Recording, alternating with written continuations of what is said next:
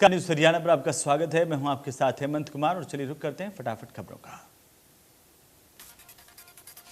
करनाल में जिला सचिवालय के बाहर किसानों का धरना प्रदर्शन चौथे दिन भी जारी है। आज भी अलग अलग जगह से जथेबंदी धरना प्रदर्शन में पहुंच रहे हैं। पुलिस बल भी जिला सचिवालय के बाहर तैनात है। शनिवार को करनाल में संयुक्त किसान मोर्चा और हरियाणा के तमाम किसान संगठन नेताओं की अहम बैठक है। इस बैठक में कोई बड़ा फैसला किया जा सकता है। करनाल में इंटरनेट और मैसेज सेवाएं फिर बहाल कर दी गई हैं। किसानों के प्रदर्शन के बाद इंटरनेट और मैसेज सेवाएं 7 सितंबर को बंद की गई थी। किसान नेताओं का कहना है कि पिछली बातचीत में प्रशासन को अल्टीमेटम दिया गया था और 9 और 10 सितंबर को इस पूरे घटनाक्रम में जांच करवा करके आरोपियों के खिलाफ कार्रवाई करने का फैसला लें। शनिवार को करनाल में होने वाली बैठक में हरियाणा के किसान संगठन संयुक्त किसान मोर्चा के आगे अपनी बात रख सकते हैं कि हमें इस धरने को आगे लेकर जाना है।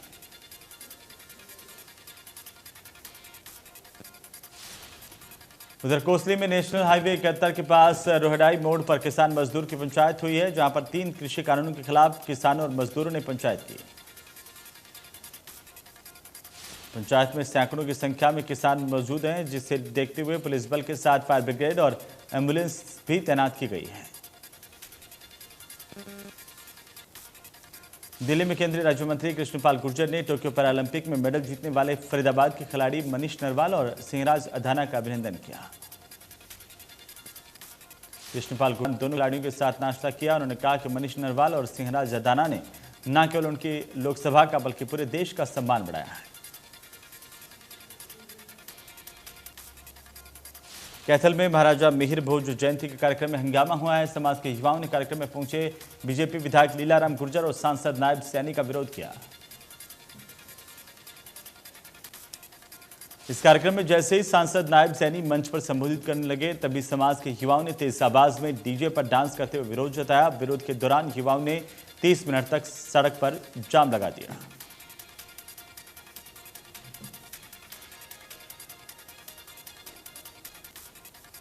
इस कार्यक्रम के समापन तक विरोध कर रहे युवा यहीं डटे रहे। विधायक लीलाराम को वापस जाते समय भी विरोध का सामना करना पड़ा।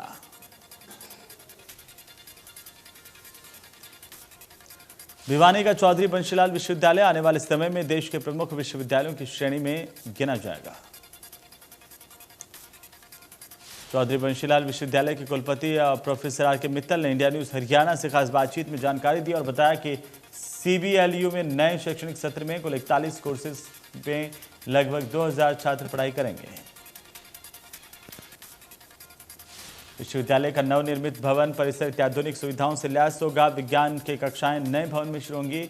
9 नए कोर्स शुरू किए जाएंगे और साथ ही रोजगार पर कोर्सों पर जोर है। जॉब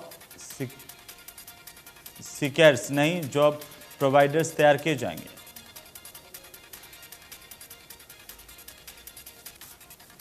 आज देश भर में गणेश चतुर्थी का त्यौहार मनाया जा रहा है। गणेश चतुर्थी पर लोग धूमधाम से गणपति बप्पा को घर लाकर उनकी विशेष पूजा अर्चना कर रहे हैं।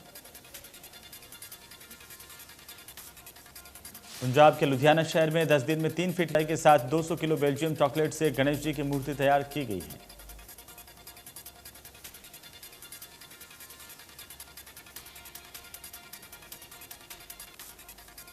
गणेश चतुर्थी के ऊपर राष्ट्रपति रामनाथ कोविंद ने ट्वीट कर दिया। उन्होंने कोविड जा रहे हर्षों को विघ्नहर्ता गणेश सफल बनाए। प्रधानमंत्री ने सभी को गणेश चतुर्थी की शुभकामनाएं दी। प्रधानमंत्री ने ट्वीट करते हुए लिखा कि यह पावन अवसर हर किसी के जीवन में सुख शांति सौभाग्य लेकर के आए। कांग्रेस नेता राहुल गांधी ने गणेश चतुर्थी के पावन अवसर पर ट्वीट करते हुए देशवासियों को बधाई दी। उन्होंने लिखा कि देश के उन्नति के रास्ते का हर विघ्न दूर हो। राज्यपाल बंडारू दत्तात्रेय ने देशवासियों को गणेश चतुर्थी की बधाई दी है। उन्होंने ट्वीट करते हुए लिखा कि गणपति सभी को अच्छा स्वास्थ्य, धन और शांति प्रदान करने की कामना की। वहीं हरियाणा के मुख्यमंत्री मनोहर लाल ने ट्वीट करते हुए सभी देशवासियों को गणेश चतुर्थी की शुभकामनाएं दी। उन्होंने लिखा कि गणपति बप्पा सभी के विघ्न हरे और सुख की वर्षा करते रहें। उधर डिप्टी सीएम दुष्यंत चौटाला ने भी सभी को गणेश चतुर्थी की शुभकामनाएं दी है। उन्होंने ट्वीट करते हुए लिखा कि गणेश जी आपके जीवन में यश, कीर्ति और सुख समृद्धि लेकर आए। मुंबई में गणेश महोत्सव को लेकर के 10 से 19 सितंबर तक धारा 144 लागू की गई है। आपको बता दें कि इसके अलावा श्रद्धालु गणपति के पंडालों में इस बार नहीं जा पाएंगे, साथ ही किसी भी प्रकार के जुलूस की अनुमति नहीं होगी। मुंबई पुलिस की ओर से फैसला कोरोना संक्रमण पर नियंत्रण के लिए लिया गया है। गणेश उत्सव के दौरान कोरोना संक्रमण के मामले में इजाफा न हो, इसकी वजह से फैसला किया गया। महाराष्ट्र में 24 घंटे में कोरोना के 10,847 नए मामले सामने आए। एक दिन में 55 मरीजों ने दम तोड़ दिया। महाराष्ट्र में अभी भी करीब 50,000 केस एक्टिव हैं। देश में कोरोना का खतरा बरकरार है। 24 घंटे में 34,000 से ज्यादा नए कोरोना के केस मिले हैं। 260 कोरोना मरीजों की जान गई है। 24,000 से ज्यादा मरीज रिकवर हुए हैं। उधर केरल में पिछले 24 घंटे में कोरोना के 26,000 से ज्यादा नए केस सामने आए हैं। एक दिन में 125 मरीजों की मौत हुई है। केरल में अब भी 2 लाख से ज्यादा केस एक्टिव हैं। दिल्ली में 24 घंटे में कोरोना के 36 नए मामले सामने आए। एक दिन में 35 मरीज रिकवर हुए हैं। दिल्ली में अभी भी 415 केस एक्टिव हैं। प्रदेश में कम हो रहा कोरोना। पिछले 24 घंटे में कोरोना के 13 नए मामले सामने आए। एक दिन में 36 मरीज रिकवर हुए हैं। प्रदेश में एक्टिव केस की संख्या 584। कोरोना की तीसरी लहर को लेकर सरकार पूरी तरह से चिंतित है, लेकिन सरकारी विभागों में कोरोना के मामले कम होने के बाद लापरवाही सामने आ रही है।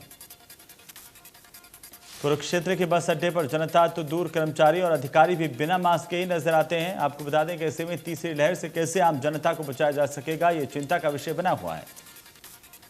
कुरुक्षेत्र के जीएम अशोक कुमार मुंजाल ने कहा कि कोरोना की पूरी गाइडलाइन की पालना बस अड्डों और बसों में की जा रही है। जो भी गाइडलाइन की पालना नहीं करता उसके चालान काटे जा रहे हैं। मुख्यमंत्री मनोहर लाल ने रबी की फसलों पर एमएसपी बढ़ाने पर प्रधानमंत्री का आभार जताया। सीएम ने कहा कि रबी की फसलों पर 40 रुपए से 400 रुपए तक की मंजूरी दी गई है। सीएम ने कहा कि पीएम किसानों के लिए महत्वपूर्ण कदम उठा रहे हैं। मैं किसान भाइयों को बधाई देता हूं।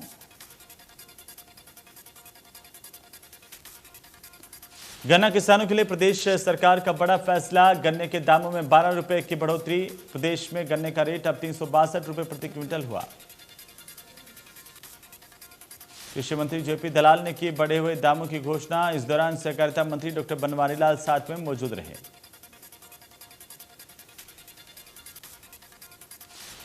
बीते साल की तुलना में 1,509 वैरायटी के भाव प्रति क्विंटल 2,900 तक पहुंचे। वहीं आवक के आंकड़े भी बढ़े। किसानों के फायदे के साथ मार्केट कमेटी फीस में भी इजाफा होगा।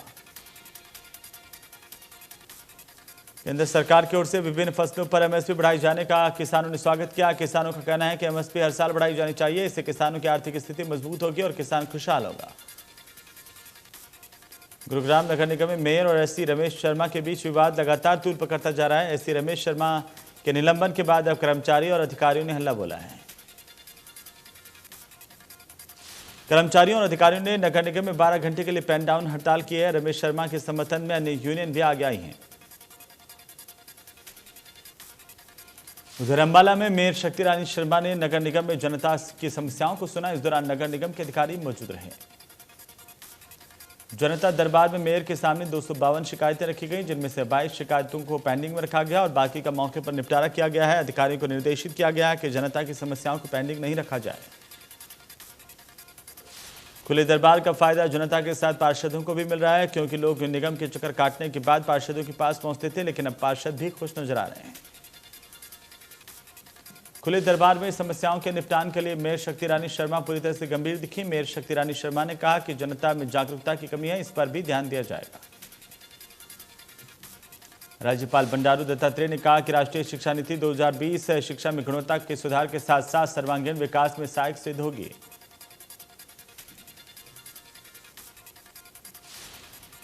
राज्यपाल ने कहा कि नई शिक्षा नीति में प्रधानमंत्री के नेतृत्व में अनुसंधान और विकास पर जोर दिया गया है। निजी क्षेत्र के शिक्षण संस्थान भी इस संबंध में अपना योगदान दें। इस मौके पर मुख्यमंत्री मनोहर लाल ने कहा कि हरियाणा सरकार शिक्षा के क्षेत्र में गुणवत्ता में सुधार के लिए अनेक कदम उठा रही है। टोहाना से पंचकुला के रास्ते सड़क मार्ग पर भयंकर तूफान की वजह से बिजली निगम के लगभग 1 दर्जन से अधिक पोल सड़क पर गिर गए। बिजली निगम के कर्मचारियों के सुस्त रवैये के चलते लोगों में रोष है। वहीं मीडिया के कैमरे के सामने बिजली निगम के किसी भी कर्मचारी ने कुछ भी कहने से इनकार कर दिया। 3 सितंबर को शीतला माता मंदिर के सामने युवक की हत्या मामले में 2 आरोपियों की गिरफ्तारी हुई है। शिवम और दीपक नाम के 2 युवकों को पुलिस ने गिरफ्तार किया है। अपने दोस्त मनन की हत्या का बदला लेने के लिए दोनों युवकों ने हत्या की थी। दोनों युवकों के दोस्त मनन की 2020 में शिवाजी नगर में हत्या की गई थी। रक्षाबंधन पर ही जमानत पर बाहर आया था मृतक शिवम और दीपक जल्द 5 और युवकों की हत्या की तैयारी में थे। रोहतक के गांव गांधरा में देर रात को एक युवक का शव तैरते हुए पाया गया। युवक को पुलिस ने ग्रामीणों की मदद से बाहर निकाला तो उसके शरीर पर पेट से 3 ईंटें बंधी हुई मिली। युवक की देवेंद्र निवासी सांपला के तौर पर शिनाख्त की गई है। मृतक युवक मेलों में स्टॉल पर मेहनत मजदूरी करता था। पुलिस ने 3 युवकों के खिलाफ मामला दर्ज किया है। जज्जर के गांव खेड़ी में एक मौत का मामला सामने आया। बताया जा रहा है कि युवक नहाने के लिए तालाब में गया था। तालाब में युवक डूब गया और उसकी मौत हो गई। मृतक युवक का नाम रविंद्र बताया जा रहा है। जानकारी के अनुसार मृतक युवक अपने भाई और पड़ोसियों के साथ पशुओं को पानी पिलाने के लिए गया था। सूचना मिलते ही मौके पर पहुंची पुलिस को पोस्टमार्टम के लिए बाद में जांच करते हुए शव को भेजा गया है। पलवल के चांदेर थाना इलाके में पारिवारिक झगड़े के चलते पति पत्नी की ओर से फांसी लगाकर आत्महत्या करने का मामला सामने आया। पुलिस फिलहाल मामले की जांच कर रही है। पंचकुला के सेक्टर 5 में उस वक्त सटीक साबित हुई है जब विदेश में बैठे लोगों से ठगी करने वाले हैकर्स ने छापेमारी करने आई क्राइम ब्रांच टीम को देखते ही पुलिस कंट्रोल रूम में कॉल करके हथियारबंद लुटेरों के घुसने की जानकारी दी। हैकर्स ने अपने आप को सही साबित करने के लिए डायल 112 पर कॉल करके कहा कि उनके ऑफिस में कुछ हथियारबंद लुटेरे घुस गए जो लूट की वारदात को अंजाम देने के लिए आए हैं। डायल 112 की टीम के साथ सेक्टर 5 पुलिस थाना टीम पहुंची। सामने आया कि क्राइम ब्रांच की टीम रेड कर रही है। स्वास्थ्य विभाग की टीम ने वार्ड संख्या 10 में एक महिला को अवैध तरीके से गर्भवती महिला का गर्भपात कराते हुए रंगे हाथों काबू किया है। गर्भपात के बाद पीड़ित महिला को उपचार के लिए घरौंडा के स्वास्थ्य केंद्र में भर्ती करवाया गया। स्वास्थ्य विभाग और पुलिस ने आरोपी महिला के खिलाफ कानूनी कार्रवाई शुरू कर दी है। हिसार जिले में अग्रवा स्थित प्राइमरी हेल्थ सेंटर में युवती के साथ एम्बुलेंस चालक की ओर से छेड़छाड़ करने का मामला सामने आया। पीड़ित युवती पीएचसी में दवा लेने के लिए आई थी। छेड़छाड़ की घटना पीएचसी में लगे सीसीटीवी में कैद हुई है। हालांकि इस घटना में पीड़िता की तरफ से पुलिस को कोई शिकायत नहीं दी गई। आरोपी एम्बुलेंस चालक के खिलाफ पुलिस में शिकायत दी है। पुलिस अब पूरे मामले की जांच कर रही है। बढ़ती महंगाई और बेरोजगारी के खिलाफ भारतीय मजदूर संघ के पदाधिकारियों और कर्मचारियों ने सड़क पर प्रशासन के खिलाफ मोर्चा खोल दिया है। अतिरिक्त उपायुक्त के माध्यम से मुख्यमंत्री को ज्ञापन भी सौंपा गया। भारतीय मजदूर संघ ने चेतावनी देते हुए कहा कि यदि उनकी आवाज नहीं सुनी गई तो 5 अक्टूबर को पंचकुला में भारतीय मजदूर संघ एक विशाल रैली करके विरोध जताएगा। उन्होंने चेतावनी भी दी है कि जिला रेवाड़ी में हरियाणा पंचायत विकास विभाग के ट्यूबवेल कर्मचारियों को काफी समय से वेतन नहीं मिल रहा है। भारतीय मजदूर संघ के आह्वान पर बढ़ती महंगाई और लगातार हो रही मूल्यवृद्धि के विरोध में सिरसा में कर्मचारी सड़कों पर उतरे।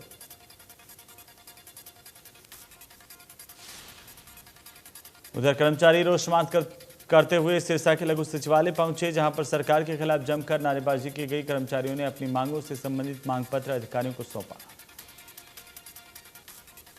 सोनीपत के कुंडली स्थित राजकीय सीनियर सेकेंडरी स्कूल के कमरों और टॉयलेट के सामने 1 महीने से पानी भरा हुआ है। इसकी वजह से छात्रों को परेशानी का सामना करना पड़ रहा है।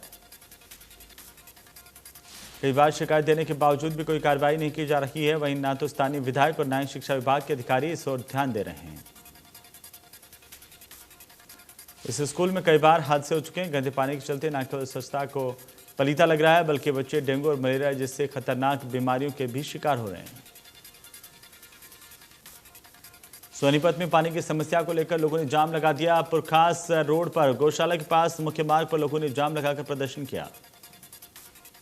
महिलाओं ने विरोध में मटके फोड़े। लोगों ने नारेबाजी की। लोगों के घरों में महीने भर से पीने का पानी नहीं पहुंच रहा है। 20 से ज्यादा दिन से सरकारी पंप खराब पड़ा हुआ है। शिकायत देने के बाद भी कोई कार्रवाई नहीं की जा रही। मेयर निखिल मदान ने आश्वासन देकर जाम खुलवाया। चरखी दादरी में जन आंदोलन समिति ने एक मीटिंग का आयोजन किया। इसमें कई मुद्दों पर चर्चा की गई। पिछले दिनों लगातार हो रही बारिश की वजह से जिले में पानी की निकासी नहीं होना सबसे बड़ी दिक्कत है। दुकानदारों का काफी नुकसान हुआ है, इसलिए दुकानदारों ने सरकार से मुआवजे की मांग की। उनका कहना है कि कोरोना काल में पहले से ही हालत खराब है। गुरुग्राम के कुछ इलाकों में बिजली विभाग के कर्मचारी भी धरना प्रदर्शन करते हुए दिखाई दिए हैं। बिजली विभाग के कर्मचारियों ने को मूलभूत सुविधाएं प्राप्त नहीं हो पा रही। बिजली विभाग में ना ही बिजली और ना ही पीने के लिए साफ पानी मिल पा रहा है। टॉयलेट की हालत भी बद से बदतर है। इसे लेकर बिजली विभाग के कर्मचारी ऑफिस में ही धरना प्रदर्शन करते हुए दिखाई दिए। आम जनता को बिजली विभाग में काम न होने के चलते काफी परेशानी उठानी पड़ती है। सिपाही पेपर लीक मामले में कैथल पुलिस ने 2 लाख रुपए के इनामी को गिरफ्तार किया है। अब तक 34 आरोपियों की गिरफ्तारी इस पूरे मामले को लेकर हो चुकी है। पुलिस अधीक्षक लोकेंद्र सिंह ने सीआईए 1 के प्रभारी इंस्पेक्टर अमित कुमार की टीम द्वारा 2 लाख रुपए के इनामी अपराधी मुजफ्फर अहमद खान निवासी गुल जिला रामबन जम्मू को काबू किया। एसपी ने बताया है कि पहले गिरफ्तार किए जा चुके आरोपी जितेंद्र निवासी सिंधरा गांव तहसील भाला जिला डोडा जम्मू की ओर से पेपर और आंसर की हार्ड कॉपी मुजफ्फर अहमद खान को दी गई थी। धारूहेड़ा में होने वाले नगरपालिका के उपचुनाव में गठबंधन के कैंडिडेट रामान सिंह के चुनावी प्रचार में सोनीपत से 2 बसों समेत कई गाड़ियों में कार्यकर्ताओं का दल रवाना।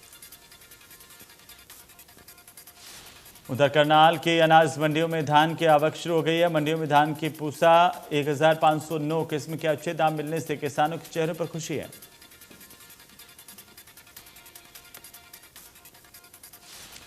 कैथल में कैलडम गांव में लगने वाले बायोगैस प्लांट का ग्रामीणों ने विरोध किया। ग्रामीणों ने किसान यूनियन के साथ मिलकर विरोध जताया।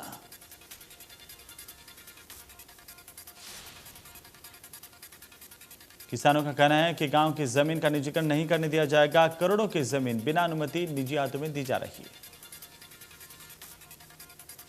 उधर पलवल में प्रधानमंत्री मातृत्व वंदना योजना के तहत पलवल जिले में करीब 8,000 लाभार्थियों को 5 करोड़ 64 लाख रुपए की राशि वितरित की गई है।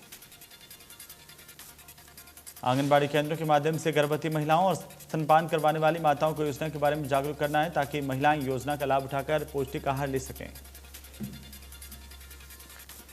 राजस्थान के जालोर में बाड़मेर हाईवे पर स्पेशल एयर स्ट्रिप की शुरुआत की गई है। पाकिस्तान से सटी सीमा पर सुखोई और जगवार जैसे वायुसेना के लड़ाकू विमानों ने यहां पर अपना दमखम दिखाया और हाईवे पर लैंडिंग की। इस कार्यक्रम में रक्षा मंत्री राजनाथ सिंह ने कहा कि पाकिस्तान बॉर्डर से यह एयर स्ट्रिप कुछ ही दूरी पर है। यह सिद्ध करता है कि भारत किसी भी चुनौती के लिए हमेशा तैयार है। वायुसेना पिछले कुछ वक्त से लगातार देश के अलग अलग हिस्सों में नेशनल हाईवे पर इस तरह के एयर स्ट्रिप बनाने पर फोकस कर रहा है। यह पहला नेशनल हाईवे है जहां पर इस तरह की एयर स्ट्रिप तैयार हुई है। मुख्यमंत्री कैप्टन अभिमन्यु ने किसान आंदोलन पर बोलते हुए कहा कि बीजेपी सबका साथ सबका विश्वास साथ में लेकर चलती है और बातचीत से इसका समाधान निकल सकता है। संवाद का सिलसिला रुकना नहीं चाहिए। बल्लभगढ़ विधानसभा में आने वाले बापूनगर की हालत दयनीय बनी हुई है। यहां पर लोग नारकीय जीवन जीने के लिए मजबूर हैं। सामुदायिक स्वास्थ्य केंद्र गन्नौर के आपातकालीन वार्ड में 2 गुटों के बीच टकराव हुआ है। दोनों गुटों की ओर से एक दूसरे के साथ हाथापाई की गई है।